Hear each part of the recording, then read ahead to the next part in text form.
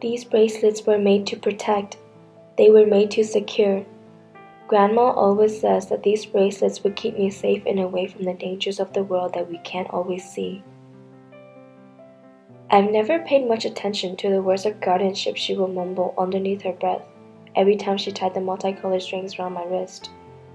This time, she ended her breath with 3 knots on the end of the bracelet, a pat on my back, and assurance that things would be alright.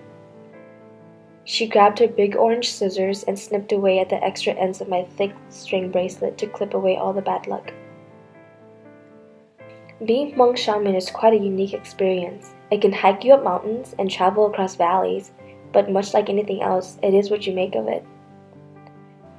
Growing up, I've never paid much attention to my religion and culture. I knew very little, if anything at all, about the monk culture and shamanism. This lifestyle still is just as confusing to me as it may be to you. In the shaman culture, we believe in spirits and our ancestors, and therefore, I live in a world where danger and sickness is always a potential. I've grown up cautious of evil, but I've also grown up questioning the lifestyle I was a part of. I've relied on my religion for safety, but I've never truly believed in it, never minding or appreciating the hard work of my grandmother. Not until one early summer night of 2012.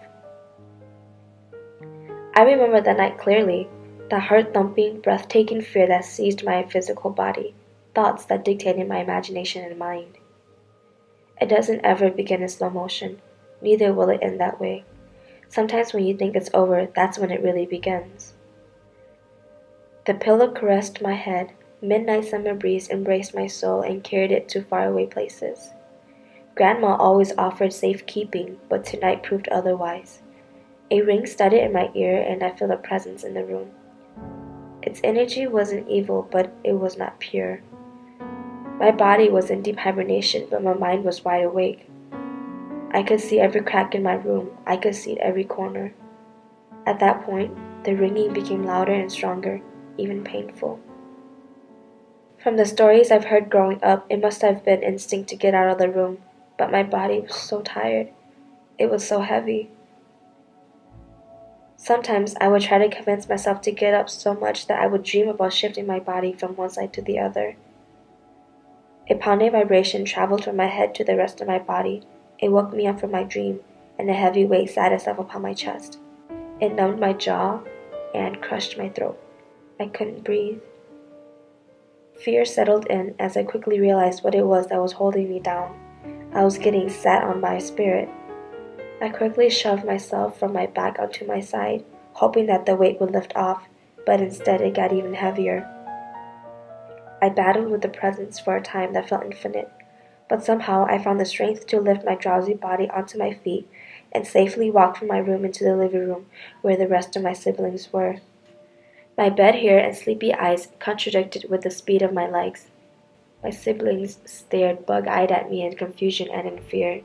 I also felt the same way. That night, I slept elsewhere. The following day, my grandma came over to my house to bless my room.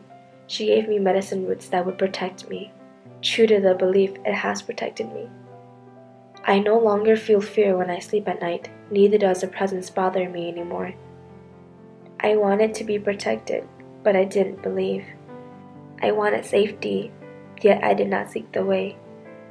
I've learned from this experience that the faith and belief in the protection of my religion is only as strong as the faith and belief I have in my religion itself. This experience not only opened the door to a world of growth, self-identification, and learning, but it has also broadened my mind.